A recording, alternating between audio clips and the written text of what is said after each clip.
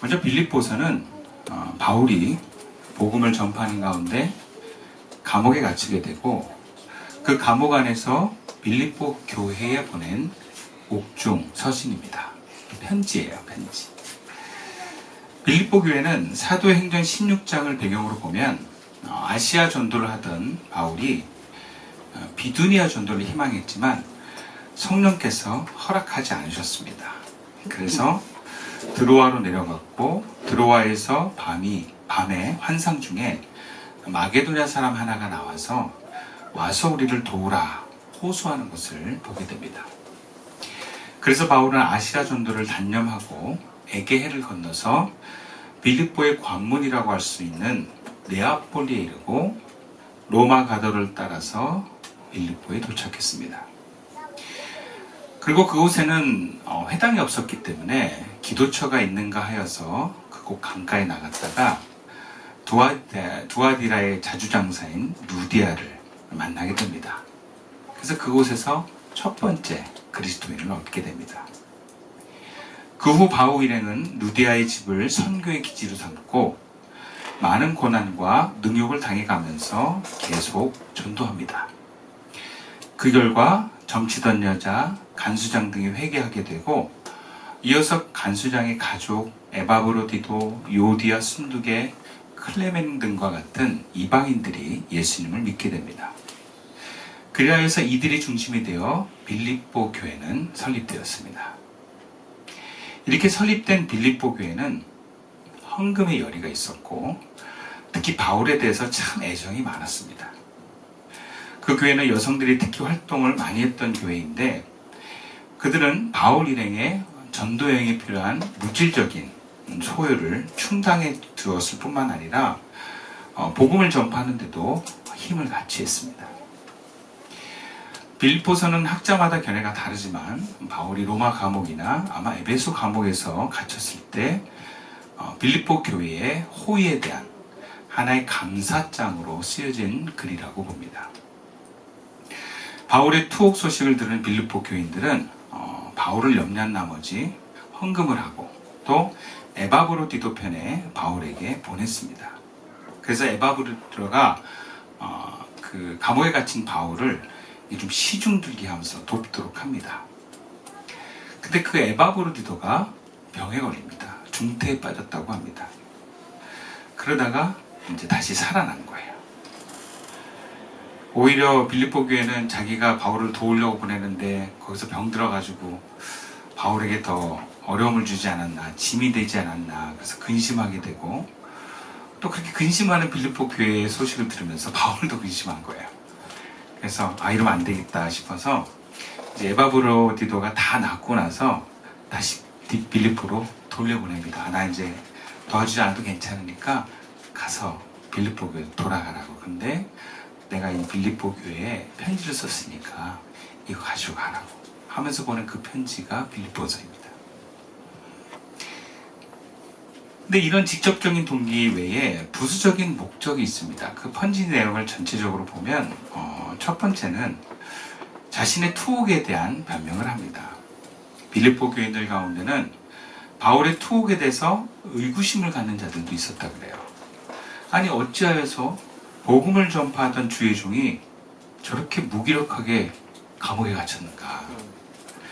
그것은 복음 전파를 위해서나 사랑하는 자기들, 스승을 위해서나 이거 더 나쁜 거 아닌가? 정말 바울이 하나님과 함께하는 사람인가? 이렇게까지 가는 거죠. 그래서 바울은 본서를 통해서 나의 매임이 복음에 방해가 되지 않고 오히려 진보의 기회가 됐다라는 것을 이 편지 내용에 기록하고 있어요. 또 두 번째는 빌립보 교회의 일치를 도모하기 위함이었습니다. 빌립보 교회는 여성들이 많이 있었고 좀 오해가 없었으면 좋겠는데 이 당시에 교회가 여성들이 많으면 분열이 많이 있었다 그래요. 그래서 빌립보 교회가 아마 좀 생각이 많은 다른 사람들이 하나가 안 되는 그런 모습들이 있었던 것 같아요. 그래서 바울은 이들이 그리스도 안에서 그리스도로 분발해서 하나가 될 것을 권면합니다. 그리고 마지막 세 번째는 유대주의자들에 대한 경계를 하기 위함입니다. 유대주의자들, 그들을 개들이나 행악하는 자들, 손할례당, 십자가의 원수로 행하는 자들이 들어와서 교회를 어지럽히고 자신이 전한 복음을 변질시킬 위험이 있다라는 걸 바울이 예상합니다. 왜냐하면 빌립보 교회는 거의 대부분이 이방인들이에요. 이방인들이 예수를 믿었어요. 근데 유대주의자들은 뭘 얘기하냐면 예수도 믿고 유대 율법을 지키는 사람들이 이런 이방인들에게 너희들이 온전한 구원을 얻으려면 할례해야 돼, 율법 지켜야 돼, 이렇게 얘기하면서 복음을 제한하고 훼손시키는 일들이 많이 있었어요. 그래서 바울은 그들 때문에 빌립보 교회가 이런 영향을 받거나 손해를 보지 않도록 경고를 미리 주려는 데 있다, 이렇게 볼 수 있습니다.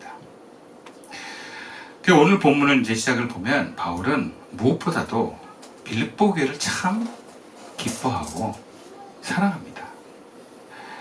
그런 의미에서 바울이 주님과 하나 된 모습과 마음이 비춰진다는 것을 볼 때 여러분, 빌립보 교회는 우리 교회 모델이 될 수 있습니다.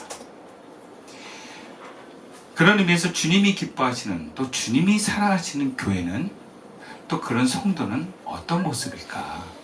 오늘 그 주제로 함께 은혜를 먼저 나누고 싶습니다. 첫 번째로 3절과 4절 말씀 읽어보겠습니다. 내가 너희를 생각할 때마다 나의 하나님께 감사하며 간구할 때마다 너희 무리를 위하여 기쁨으로 항상 간구함은, 그래요. 첫 번째로 주님이 기뻐하시는 교회는요, 주님의 사람들과 주님의 교회에 사랑과 도움을 주는 교회입니다. 바울은 자신을 향한 빌립보 교회의 배려와 사랑에 깊은 감사를 느꼈습니다. 빌립보 교회는 바울의 전도 여행에 필요한 경비를 잘 대주었습니다. 그간 감옥에 갇혔을 때는 사람을 보내서 그를 돌보도록 했습니다. 그러니까 바울이 빌립보 교회만 세운 게 아니에요. 교회를 많이 세웠어요. 근데 바울이 어려울 때마다, 바울이 어떤 물질이 필요할 때 빌립보 교회가 항상 그를 도움을 줬다라는 거예요. 그러니까 바울이 정기적인 기도 시간에 기도할 때마다 빌립보 교회가 생각이 나는 거예요. 그러니까 의무적으로 기도하는 게 아니라 기쁨으로 자발적인 마음에서 우러나는 기도였다는 것을 보여줍니다. 여러분, 목사님 저도 밤마다 우리 교회를 위해서 기도합니다. 그러면 이제 생각나는 사람들 서열을 쫙 세우죠. 그럼 이제 뭐 리더들부터 해가지고 쫙 주여 이렇게 하고 애들까지 이제 서화까지 쫙 기도가 가거든요. 근데 어떨 때는 이런 기도가 안 나올 때가 있어요. 왜냐하면 기도는 내 마음대로 하는 게 아니니까. 근데 참 신기하게 도움을 많이 주거나 뭔가 좀 인상적인 사람들은 그냥 기도가 자주 나와요. 자주 등판을 합니다. 이거는 어쩔 수가 없어요. 실제로 우리 교회가 바울이 이런 표현을 하거든요. 4절에 보면 4절 하반절에 항상 간구하면, 그래요. 그러니까 바울이 쉬지 않고 지금 항상 빌립보 교회를 위해서 기도했다는 거예요. 그러니까 이러한 바울의 기도를 받는 교회는 얼마나 행복한 교회입니까? 그렇지 않겠어요? 우리가 종종 누구에게 기도를 부탁합니다. 때로는 어떤 책임에 위치해 있는 사람은 의무감으로 기도해요. 근데 이렇게 빌립보 교회처럼 기도를 부탁한 대상을 기회가 될 때마다 배려하고 돕고 사랑을 베푼다면 그는 나를 위해서, 우리 교회를 위해서 항상 기도해 줄 겁니다. 기도해 달라고 부탁하지 않아도 그 감동과 감격이 기도하지 않을 수 없게 돼요. 그럼 교회도 그렇습니다. 교회가 자기 교회만 배부르고 자기 교회만을 위해서 물질을 사용하는 것이 아니라 도움이 필요한 교회에 물질을 흘려보내고 협력하고 어려운 사람들을 지원하면 그럼 주님이 기뻐하시는 교회가 됩니다. 그리고 그 교회는, 그 도움을 받은 교회는 도움을 준 교회에서 기도할 수밖에 없어요. 기도가 나와요, 여러분. 알게 모르게 우리는 다른 사람의 기도를 통해서 하나님의 은혜가 흐른다는 사실을 잊어서는 안 됩니다. 그럼 우리 교회가 우리가 기도해서 잘 되는 것만 있는 게 아니에요. 누군가 다른 교회에서 우리를 위해서 축복하고 우리를 위해서 기도하면서 우리 교회가 더 하나님의 은혜가 넘치는 줄 믿습니다. 그러니까 우리는 계속 그 기도를 하지 않을 수 없게끔 막 사랑을 흘려보내는 거죠. 이것은 계산이 아니라 순종이자 믿음입니다. 기도를 부탁할 용기가 없어도 됩니다. 그 사람이 나를 위해서 기도하지 않을 수 없을 만큼 사랑을 베풀어 보면 하나님의 은혜가 그 사람한테 기도하도록 마음을 주십니다. 물론 하나님을 경외하는 사람에게 그 일을 부탁을 하고 그 사람을 흘려보내야 되겠죠. 또 성령의 감동을 따라서 해야 되겠죠. 그렇게 그분이 그 교회가 감동을 받은 만큼 기도하지 않고는 견딜 수 없을 만큼 늘 생각나는 교회가 되도록 우리는 감동을 줄 수 있는 교회가 될 수 있기를 축원합니다. 두 번째로 바울은 빌립보 교회의 어떤 모습을 칭찬하며 기뻐했는가? 보면 5절과 6절 말씀입니다. 너희가 첫날부터 이제까지 복음을 위한 일에 참여하고 있기 때문이라. 너희 안에 착한 일을 시작하신 이가 그리스도 예수의 날까지 이루실 줄을 우리는 확신하노라. 두 번째로 주님이 기뻐하시는 교회는 모든 사랑의 도움의 행위의 중심에 주님이 계신 그 주님의 마음으로 사역하는 교회입니다. 바울은 빌립보 교회가 이렇게 얘기해요. 나의 복음 사역을 너희들이 주님을 의지하여서 참여한 걸 내가 기뻐했다 그래요. 그러니까 너희의 행동을 기뻐한 게 아니라 너희 중심에 주님이 계신데 그 주님이 하시는 것에 너희가 함께한 것을 내가 기뻐한다라고 얘기하는 거죠. 즉 빌립보 교인들은 그들이 복음을 들은 첫날부터 지금까지 헌금을 통해서 바울의 전도사에게 동참을 했는데 계속해서 그 일을 해내는데 그 일들이 넓은 의미에서 바울의 복음 사역을 함께 참여하는 거라고 얘기를 합니다. 그런데 6절에 보니까 이 착한 일, 즉 빌립보 교회가 바울의 복음 사역에 참여한 것을 착한 일이라고 하는데 그 모든 일의 사실은 그들 개인의 힘이 아니고 그들의 자비의 마음에서 온 게 아니고 그들 안에 있는 주님께서 하신 거라는 거예요. 주님의 도움 없이 되지 않는 일이며 주님께서 이 선하신 일을 재림 때까지 너희들이 계속 할 거라는 바울은 확신을 갖습니다. 주님이 하시는 거니까. 만약 누군가가 우리와 우리 교회를 한 개인이 돕게 됐을 때 그 사람이 한 거라면 우리는 그 사람의 눈치를 보게 됩니다. 알게 모르게 그 사람 말을 들어야 돼요. 제가 아는 어떤 목사님이 개척을 했는데 건물주였어요. 그 교인 중에 한 명이. 그래서 목사님 공짜로 이 교회 여기 건물에 쓰세요 그러시더라고요. 그분이 되게 고마웠답니다. 와, 우리가 개척을 하는데 장소비 걱정 없이 그 공간을 쓸 수 있어서 너무 고마웠다는 거예요. 근데 나중에 그 건물주가 된 교인이 자꾸 교회 모니까 요구를 하더래요. 근데 그걸 안 들어줬대. 자기가 보니까 이건 약간 좀 안 맞는 거더래. 그들이 삐지더래. 근데 나중에는 뭔가 좀 무리한 요구를 하더라는 거예요. 그래서 그 목사님이 결국에는 그 공짜로 쓰게 되는 건물을 포기하고 돈을 내고 딴 데 옮겼다 그러더라고요. 그분의 어떤 그런 사적인 영향력으로부터 벗어나게 됐어요. 전 그게 옳다고 생각이 들었어요. 만약 우리가 그 사람이 돕는다 그러면 그 사람의 눈치를 볼 수밖에 없습니다. 그러나 주님으로부터 시작된 거라면 물론 도구가 된 그 사람이 참 고맙죠. 그러나 그 중심이 되시는 우리는 주님께 감사할 수 있어야 됩니다.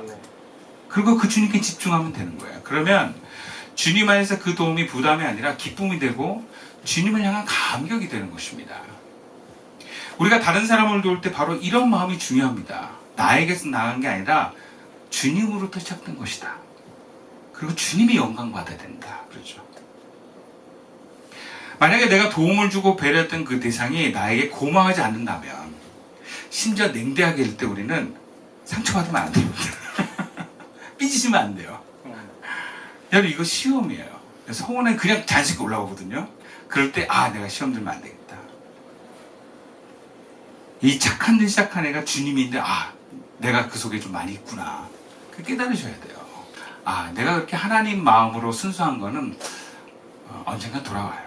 근데 그 돌아오는 것 때문에 하라는 게 아니라 내가 뭔가 남에게 선을 베푸는데 그 사람이 알아주지 않을 때 삐지지 마시라. 이거 하나님이 하신 거다. 내 안에 주님이 하신 것을 나는 그냥 심부름했을 뿐이다. 여러분 그 생각을 놓치시면 안 돼요. 여러분 우리가 뭔가 되게 유혹이 많다는 거 아셔야 돼요. 남을 도울 때, 뭔가 교회에 내가 헌신했을 때 날 좀 알아주기를 원하고 뭔가 나의 수고를 뭔가 인정해 주길 바라는 마음은 사실 주님의 마음이 아니에요. 내가 어떤 존재감을 확보하고 싶은 마음이에요. 여러분, 그것은 유혹입니다. 어디까지나 우리가 남을 도울 때는 우리 속에 있는 주님의 마음으로 하는 것을 잊지 맙시다. 세 번째로 주님이 기뻐하시는 어떤 교회인가? 10절부터 11절까지 말씀입니다. 너희로 지극히 선한 것을 분별하여 또 진실하여 허물 없이 그리스도의 날까지 이루고 예수 그리스도로 말미암아 의의 열매가 가득하여 하나님의 영광과 찬송이 되기를 원하노라. 그럼 주님이 기뻐하시는 교회는요, 진실해서 의의 열매가 가득한 교회입니다. 주님, 우리가 진실하길 원하십니다. 그리고 이 진실한 사람은 성령의 역사를 합니다. 주님이 그곳에 임재하십니다. 그리고 진실하다는 것은 교회가 함께 소통이 잘 된다는 얘기예요. 그러면 어떤 결과가 나타나는가? 의의 열매가 많이 거둬집니다. 의의 열매는 크게 두 가지로 우리가 해석할 수 있습니다. 첫 번째 의의 열매는 성령이 임재하면서 충만해서 나타날 수 있는 우리 인격과 행동의 열매입니다. 구체적으로 사랑과 희락과 화평과 오래 참음과 자비와 영성과 충성과 온유와 절제와 같은 열매입니다. 그러니까 우리가 그런 행동과 인격이 나타나는 거예요. 그것이 열매입니다. 그리고 또 하나는 뭐냐면 의의 열매는 하나님 나라를 위한 적극적인 행동을 말합니다. 그 사역을 얘기해요. 그러니까 의의 열매가 많아지는 것은 사람들이 다 좋은 사람의 어떤 행동과 인격이 나오고 또 그런 하나님 나라를 위한 어떤 일들이 많이 일어나는 거예요. 더 많이 먹을 것들이 생겨나고 또 더 많이 헌신이 일어나고 그런 일들이 많이 일어나는 게 하나님의 나라에 동참한 교회의 모습들이라는 거예요. 그러니까 하나님 기뻐하시는 교회는 뭐냐? 뭐가 좀 풍요로운 교회예요. 예, 먹을 것도 많고 일거리도 많고 막 이렇게 찬양 연습도 막 많이 하고 뭔가 우리가 예배를 위해서 대충 하지 않고 뭔가 더 활동을 많이 해서 준비를 많이 해서 하는 거죠. 이게 규모에 맞게 막 하는 게 아니라 정말 우리가 더 큰 의미로서 그 일들을 하는 거예요. 예를 들자면 우리가 수련회를 갔는데 여러분 애들까지 다 합쳐 16명이에요. 그러면 16명이 예배를 드리는 공간이 이 정도 공간이면 충분하지 않겠습니까? 근데 여러분 우리 음향 장비는 이곳을 위한 장비가 아니라는 사실이에요. 우리 음향 장비는 한 100평 이상 되는 공간을 감당할 수 있는, 그 이상을 감당할 수 있는 장비입니다. 그럼 어떻게 되겠어요? 큰 공간에 예배를 드리기 시작하는 거예요. 그러면 여러분 큰 공간에 예배를 드리면 더 준비할 게 많아집니다. 그래서 우리가 작년 겨울에 큰 공간에서 예배를 드리니까 뭔가 이 장비가 더 실력 발휘를 했어요. 그리고 또 찬양의 은혜가 되더라고요. 그러고 나서 우리 여름에도 사실은 그 농촌 성전센터에 강당 큰 게 있어요. 원래 거기서 예배를 학기로 드렸었거든요. 이쪽 정리가 좀 늦게 끝날 것 같다고. 근데 목사님이 정리가 다 끝났다고 여기 와서 드리라고 했어요. 근데 영감은 그때 큰 데서 우리가 강당에서 찬양하는 거였는데 그 목사님이 그렇게 얘기하려고 그쪽을 포기하고 안에서 들었거든요. 너무 답답했어요. 뭔가 은혜가 충분히 흐르지 않았어요. 그래서 제가 반성하고 회개하고 우리 다음부터는 큰 공간에서 예배실과 모이는 장소, 자는 장소를 분리합시다 라는 결정을 내린 거예요. 근데 여러분 그러면 어떻게 되겠어요? 연습을 더 많이 해야 되는 거예요. 뭔가 따라가는 게 있는 거예요. 공간이 커지고 규모가 커지면 그걸 준비하고 쓰고 하는 에너지가 더 많아져야 되는 거예요. 우리가 연습도 안 하고 부족한데 큰 공간에서 하는 건 그거는 약간 허세 부리는 거예요. 그렇게 되면 안 됩니다. 그러니까 하나님 나라는요 그냥 우리의 어떤 상상 속에만 있는 게 아니에요. 성령은 현실적으로 우리가 어떻게 될지 말씀하시는 영입니다. 그러니까 교회가 하나님의 은혜가 풍성하고 뭔가 하나님 사역에 동참한다 그러면 이러한 행동들이 열매들이 많아지고 풍성해지는 것이 그럼 하나님이 기뻐하시는 교회입니다. 그래서 그런 행동에 제가 해보겠습니다. 제가 시간을 내겠습니다. 제가 물질을 내겠습니다. 제가 에너지를 내겠습니다 라는 교회가 될 때 그것이 감당되어지는 거예요. 안 그러면 그게 힘들고 부담이고 억지가 되는 것은 하나님 기뻐하시는 교회가 아닙니다.